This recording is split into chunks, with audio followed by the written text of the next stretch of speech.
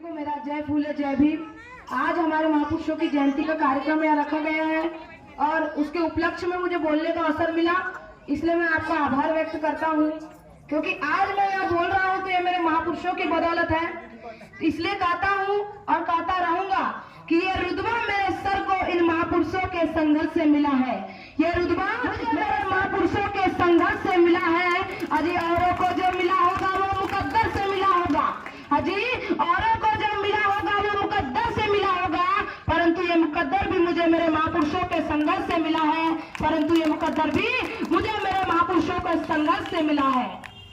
विश्व को शांति का संदेश देने वाले महाकारुणिक तथागत गौतम बुद्ध, जल जमीन एवं जंगल की लड़ाई लड़ने वाले क्रांति सूर्य बिरसा मुंडा जी, शिक्षा की ज्योति जलाने वाले, सत्य शोधक समाज की स्थापना करने वाले राष्ट्रपिता महात्मा ज्योतिबा फूले एवं इनके कंधे से कंधा मिलाकर चलने वाली माता सावित्रीबाई फूले, आरक्षण के जनक कोल्हापुर नरेश राजश्री छत्रपति साहू जी महाराज और इन सब महापुरुषों के कारवां को आगे बढ़ाने वाले, गति देने वाले, कानूनी रूप देने वाले, लाखों करोड़ों शोषित पीड़ित वंचित लोगों की आवाज उठाने वाले, संविधान निर्माता, कलम के बादशाह, भारत रत्न डॉक्टर बाबा साहेब अम्बेडकर जी को मेरा कोटि कोटि नमन वंदन करता हूँ। इस मंच पर आसीन आदरणीय अतिथिगण और मेरे सामने बैठे आप सभी लोगों को मेरा जय फूले जय भीम। साथियों, ऊपर बैठे लोगों का हम तो फूल माला से स्वागत कर देते हैं, मगर नीचे बैठे लोगों का फूल माला से स्वागत करेंगे तो फूलों की बगिया उजड़ जाएगी।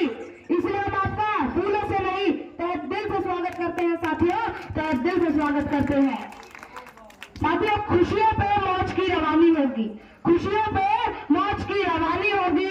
जिंदगी में कोई ना कोई कहानी होगी कि हम भी चार चांद लगा देंगे इस कार्यक्रम में, कि हम भी चार चांद लगा देंगे इस कार्यक्रम में, अगर आपकी तालियों की थोड़ी सी मेहरबानी होगी, अगर आपकी तालियों की मेहरबानी होगी। साथियों, आज हमारे महापुरुषों की जयंती का कार्यक्रम यहाँ रखा गया है। इस कार्यक्रम को रखने का एक मकसद है, एक इतिहास है। आज हम जानने की कोशिश करेंगे कि हमारे महापुरुषों का संघर्ष क्या था, इनके संघर्ष, इनके विचारों को हमें आखिर क्यों ही बताया जाता है। साथियों, यह बात बिल्कुल ये सत्य है कि जो कौम अपना इतिहास नहीं जानती वह कौम अपना इतिहास कभी बना भी नहीं सकती। साथियों, अगर इस देश में सबसे बड़ा घोटाला कहीं हुआ है तो इतिहास का हुआ है। हमें हमारे महापुरुषों के बारे में बताया नहीं गया, उनके इतिहास को दफन कर दिया गया और इसका परिणाम यह निकला कि हम अपने मुक्तिदाताओं को जान नहीं पाए और अपना ही शोषण करने वालों को पूजते ही रह गए।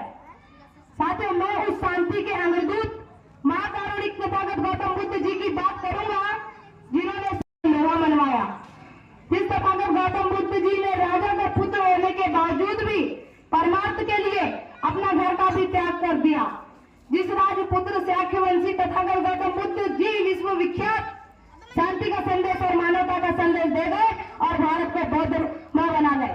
साथियों, हजारों वर्ष पहले की बात है, हजारों वर्ष पहले की बात है जब जम्मू द्वीप में खून की नदियां बहती थी, बहुजनों का घर जलाना आदत पुरानी थी, चारों तरफ लड़ाइयां जारी थी। सारी लड़ाइयां जीतकर जिसने अपनी शान बढ़ाई थी, अजी सारी लड़ाइयां जीतकर जिसने अपनी शान बढ़ाई थी, अजी अफसोस हुआ था उस सम्राट अशोक को, अजी अफसोस हुआ था उस सम्राट अशोक को जिसने अपनी बाकी की जिंदगी तथागत गौतम बुद्ध के चरणों में चढ़ाई थी, जिसने अपनी बाकी की जिंदगी तथागत गौतम बुद्ध के चरणों में चढ़ाई थी। साथियों, तथागत गौतम बुद्ध जी के पद चिन्हों पर चल के राजा सम्राट अशोक जी ने 84,000 बुद्ध विहारों का निर्माण किया एवं जिनके शासनकाल में भारत सोने की चिड़िया एवं विश्व गुरु कहलाया। मगर क्रांति प्रतिक्रांति के चलते इनके पोते विराट की हत्या इन्हीं के सेनापति पुष्पमित्र शुंग ने कर दी और इसका परिणाम साथियों, पुष्पमित्र शुंग कौन था? ये पुष्पमित्र शुंग आखिर था कौन, ये जानने की कोशिश आप जरूरी करना। पुष्पमित्र शुंग ने विराट की हत्या तो कर दी, मगर इसका परिणाम यह निकला कि हमारा आधे से अधिक समाज निर्बल एवं मानसिक गुलाम बन के रह गया और उन दुष्टों ने हमारे महापुरुषों के इतिहास को दफन कर दिया और अपनी प्रशंसा में एक नया झूठा इतिहास लिख दिया जो आज भी हमें स्कूलों में पढ़ाया जाता है। मगर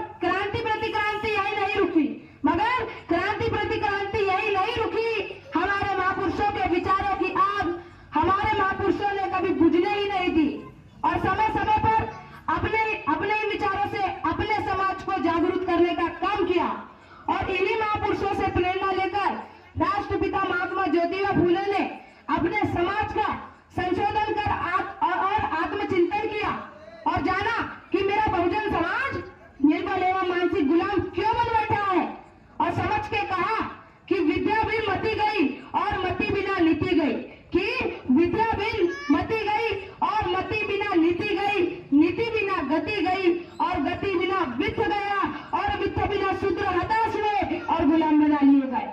यह सब हमारे अशिक्षित होने के कारण ही हुआ। इसलिए फूले जी ने सबसे पहले अपनी पत्नी माता सावित्रीबाई फूले को सबसे पहले शिक्षित कर उन्हें देश की समस्त कल्याणों के लिए 1848 में पुणे के बुधवारी पेट अपने ब्राह्मण मित्र भिंडे के घर पर प्रथम कन्या स्कूल खोलने का काम किया और सन 1852 में दूसरा बालक स्कूल खोला और करीब 150 से भी ज्यादा स्कूल खोलने का काम किया और वहां सबको पढ़ाने का भी काम किया। मगर कुछ मनवादियों को यह सब रास न आया। उन्होंने फूले जी के पिता पर दबाव डालते हुए फूले जी को उन्हीं के घर से निकलवा दिया। मगर फूले जी ने हार न मानी और सत्य की खोज के लिए, सच्चाई को अपने जीवन में अपनाने के लिए, जो अशिक्षित है उन्हें ज्ञानी बनाने के लिए, जो कमजोर है उनकी मदद के लिए 1873 में सत्य शोधक समाज की स्थापना की और छुआछूत, सती प्रथा, जाति व्यवस्था और तमाम धार्मिक सामाजिक बुराइयों के खिलाफ लगातार संघर्ष किया। साथियों, सत्य को कहने के लिए समझ की जरूरत नहीं होती, सत्य को कहने के लिए समझ की जरूरत नहीं होती, नदियों को बहने के लिए पथ की जरूरत नहीं होती। जो बढ़ते हैं आगे अपने मजबूत इरादों से, जो बढ़ते हैं आगे अपने मजबूत इरादों से, उन्हें किसी रथ की जरूरत नहीं होती, उन्हें किसी रथ की जरूरत नहीं होती। साथियों, कोल्हापुर नरेश राजश्री छत्रपति साहूजी महाराज जब अपनी सत्ता गद्दी पर बैठे तो बहुजन महापुरुषों से प्रेरित होकर अपने जन्मदिन के अवसर पे 1902 में ओबीसी के लिए 50% का आरक्षण घोषित कर दिए। साथियों, इन्हीं महापुरुषों के संघर्ष के चलते इन्हीं महापुरुषों के पेट से रंग पैदा हो जाता है। मगर भुलाई एक ऐसी माता थी जिनके पेट से 14 अप्रैल 1891 में बापू का बाप पैदा होता है, डॉक्टर बाबा साहब अम्बेडकर। व्यक्ति थे जब आप पढ़ने जाया करते थे तो उन्हें कक्षा के बाहर बैठा दिया जाता था। बाबा साहब ने कहा कि माँ, किताब में गलत लिखा होगा तो क्या गलत ही मानेंगे? बाबा साहब ने कहा कि जिस दिन मुझे किताब लिखने का मौका मिलेगा, माँ जिस दिन मुझे किताब लिखने का मौका मिलेगा तो मैं ऐसी किताब लिखूंगा कि सबको बराबरी का हक अधिकार दूंगा, कोई ना नीचा होगा और कोई ना ऊंचा होगा, सब समान ही रहेंगे। साथियों, बाबा साहब ने उस दिन से प्रण कर लिया, उस दिन से बाबा साहब ने प्रण कर लिया कि कितनी भी परेशानियां आ जाए मुझे अब पढ़ना ही है और पढ़ना ही है। साथियों, जब बाबा साहब लंदन स्कूल ऑफ इकोनॉमिक्स में पढ़ रहे थे तब वहां पे एक प्रोफेसर ने भारत पे व्यंग करते हुए, भारत का मजाक उड़ाते हुए कहा कि भारत एक बिखरा हुआ देश है, वहां पे कभी भी समानता नहीं आ सकती। सभी क्लास के बच्चे हंस रहे थे पर बाबा साहब चुप रहे। जब सब बच्चे शांत हो गए तब बाबा साहब ने कहा कि सर, क्या मैं कुछ बोल सकता हूँ? प्रोफेसर ने कहा बिल्कुल तुम बोल सकते हो। बाबा साहब ने कहा कि सर, आप बिल्कुल ही गलत कह रहे हैं। प्रोफेसर ने कहा कि साबित करो कि मैं गलत हूँ। बाबा साहब ने अपनी किताब से एक पन्ना लाकर दिया और कहा कि एक समाज को बदलने के लिए 3 चीजों की जरूरत पड़ती है, शिक्षा, संगठन और संघर्ष। यह 3 चीजें मिलाकर एक समाज को बदला जा सकता है। और मैं आपसे वादा करता हूँ कि भारत एक दिन इन तीनों चीजों की बल पे सारे विश्व में एकता की मिसाल बनेगा, सारे विश्व में एकता की मिसाल बनेगा। प्रोफेसर ने कहा आखिर ऐसा कौन करेगा? बाबा साहब ने गंभीरता से कहा ऐसा मैं करूंगा और यह मेरा सपना ही नहीं, यह मेरा मिशन भी है। बाबा साहब के मुंह से यह बात सुनकर सारे क्लास के प्रोफेसर जो अभी तक हंस रहे थे, जो भारत का मजाक उड़ा रहे थे, वह गहराई से सोचने में मजबूर हो गए और जो बच्चे हंस रहे थे वह भी चुप हो गए। साथियों, बाबा साहब ने विषम से विषम परिस्थितियों में पढ़ाई लिखाई पूरी करने के बाद कठिन से कठिन मुश्किलों का सामना किया और 32 डिग्री और 9 भाषाओं का ज्ञान प्राप्त कर लिया और सारे विश्व में सिंबल ऑफ नॉलेज मतलब ज्ञान का प्रतीक कहलाए। साथियों, मगर आज भी कुछ अज्ञानी लोग कहते हैं कि बाबा साहब को संस्कृत नहीं आती थी, पर नाम नहीं लेना चाहूंगा, पर साथियों समझदार को इशारा काफी है। जब हमारा देश 1947 में आजाद हुआ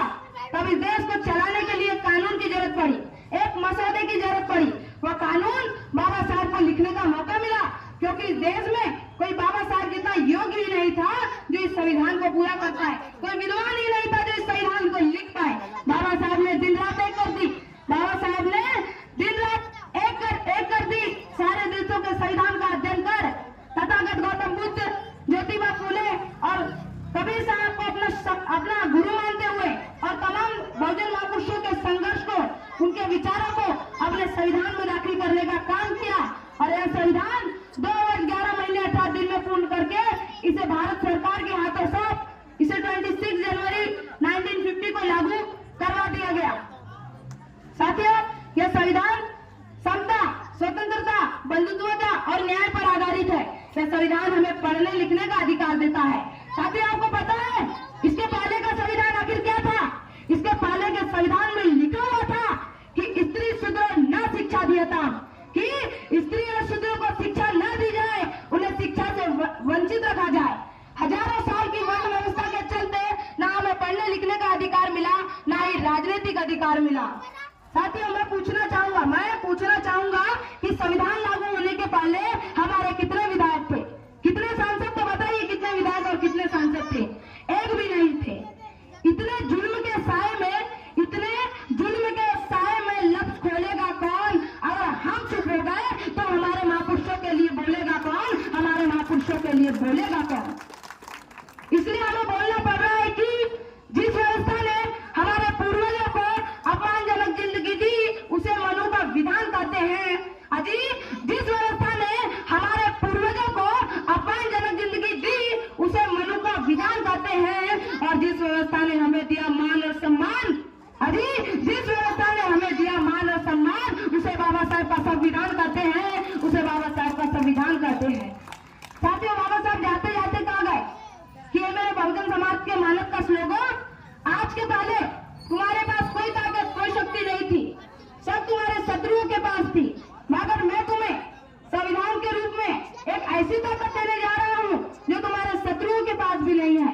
वह है लोकतंत्र में वोट देने की ताकत, क्योंकि तुम्हारा संख्या बल 85% है और तुम्हारे शत्रुओं का सिर्फ 15%। साथियों, वो एक दौर था जहाँ अम्बेडकर खिलाफ दुनिया सारी थी, जहाँ अम्बेडकर खिलाफ मनवादी ताकतें सारी थी, जाति धर्म के नाम पर चलने वाली एक गद्दारी थी। मगर मेरे भीम जी का कुछ ना बिगाड़ सके दुश्मन, क्योंकि मेरे भीम जी की कलम तलवार से भी भारी थी, मेरे भीम जी की कलम तलवार से भी भारी थी। साथियों, इसलिए हमें कलम को तेज करने की जरूरत है, क्योंकि आप सभी को तो पता ही होगा पहले के समय सत्ता पाने के लिए घातक हथियारों का इस्तेमाल किया जाता था, मगर आज के समय संविधान ने आप सभी को वोट के रूप में एक ऐसी ताकत दे दी है कि यहाँ बटन दबाओ और दिल्ली का राजा गिराओ। यह ताकत बाबा साहब के संविधान ने आप सभी को दे दी है। साथियों, बाबा साहब जाते जाते कहा गए कि मेरे बहुजन समाज के लोगों, मेरे जाने के बाद तुम मुझे मूर्तियों में मत ढूंढना, मैं तुम्हें किताबों में मिलूंगा, मैं तुम्हें विचारों में मिलूंगा। मगर साथियों, हमारे लोगों ने क्या किया? हमारे लोगों ने बाबा साहब स्टेटस, व्हाट्सएप की स्टेटस में बाबा साहब और बाबा साहब की मूर्ति के गले में माला और उनके विचारों पे ताला लगा दिया है, उनके विचारों पे ताला लगा दिया है। साथियों, अगर ये संविधान ना होता तो क्या होता? अरे संविधान ना होता तो क्या होता? अजी टूट जाते नाते रिश्ते, टूट जाती इस देश की मोह माया, जाति धर्म के झगड़ों में उड़ जाता सबके सिरों से साया। अजी ना हमने किया, ना ही आपने किया, अजी ना हमने किया, ना ही आपने किया। आखिर अयोध्या के राम मंदिर का फैसला बाबा साहब के बनाए गए हुए संविधान ने किया। आखिर अयोध्या के राम मंदिर का फैसला बाबा साहब के बनाए गए हुए संविधान ने किया। साथियों, संविधान की बदौलत हमें पढ़ने लिखने का तो अधिकार मिला, मगर क्या पढ़ना है यह हमारे पूर्वजों और हमारे लोगों के बस में नहीं रहा। इसका मतलब हमारे लोगों को कभी संविधान चलाने का मौका ही नहीं मिल पाया, और इसका परिणाम यह निकला कि हमारा आधे से अधिक समाज अशिक्षित बन के निर्बल और अशिक्षित बन के रह गया। साथियों,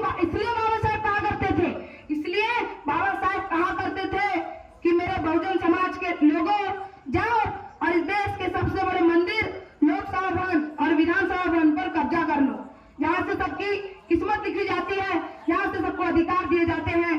और हमारे लोगों ने इस बात को सुनते हुए भी अनसुना कर दिया, और कुछ मुट्ठी भर लोगों ने इस बात को सुन सुन लिया और अपने मठ मंदिर छोड़ लोकसभा भवन और विधानसभा भवन और न्यायालयों में कब्जा जमा कर बैठे हैं और वहां से हुकूमत चला रहे हैं। यह हमारे लिए काफी दुखद बात है।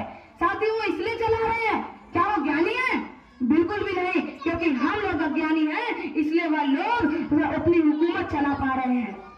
साथियों, सूरज तो सूरज है, सूरज है, चमकना उसका काम, लेकिन जिन्होंने लाखों करोड़ों बुद्धिमान सूरज चमकाए, डॉक्टर बाबा साहेब अम्बेडकर है उनका नाम, डॉक्टर बाबा साहेब अम्बेडकर है उनका नाम।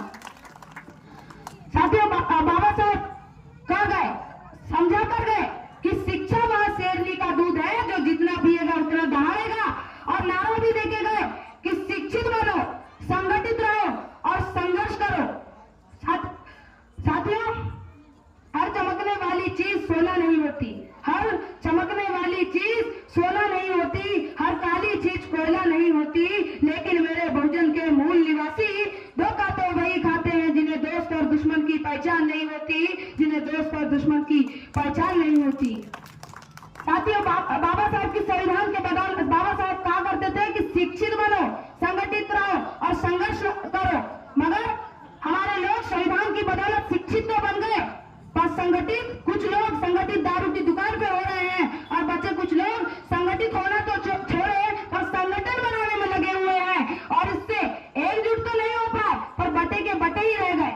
और इसका परिणाम यह निकल रहा है कि शासन सत्ता में बैठे हुए लोग, शासन सत्ता में बैठे हुए लोग सत्ता के नशे में बाबा साहेब पर अपमानित टिप्पणियां कर रहे हैं, उन्हें अपमानित कर रहे हैं। यह हमारे लिए साथियों काफी दुखद बात है।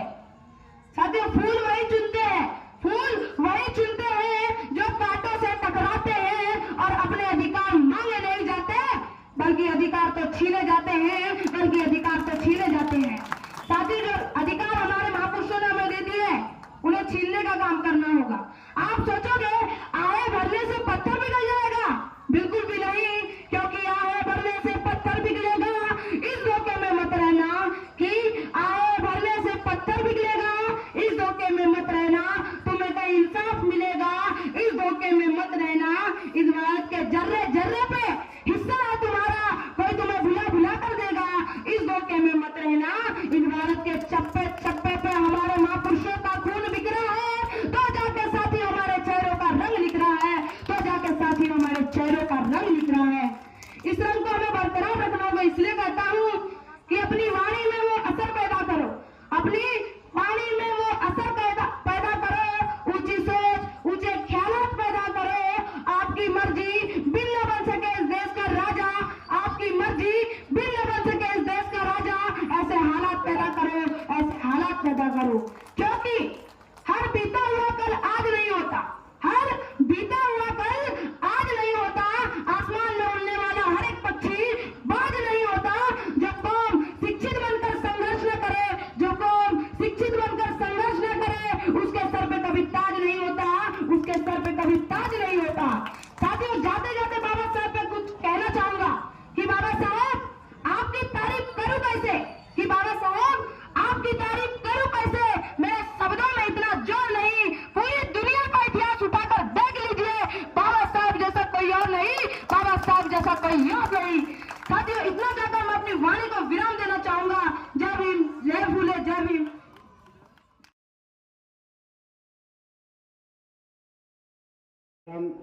जी ने जो बोला है उसको पारितोषिक 800 रुपये हुए, और मैं बहुत बहुत धन्यवाद देता हूँ कि इतनी कम उम्र में बालक इतना अच्छा बोला कि हम नहीं बोल सकते हैं।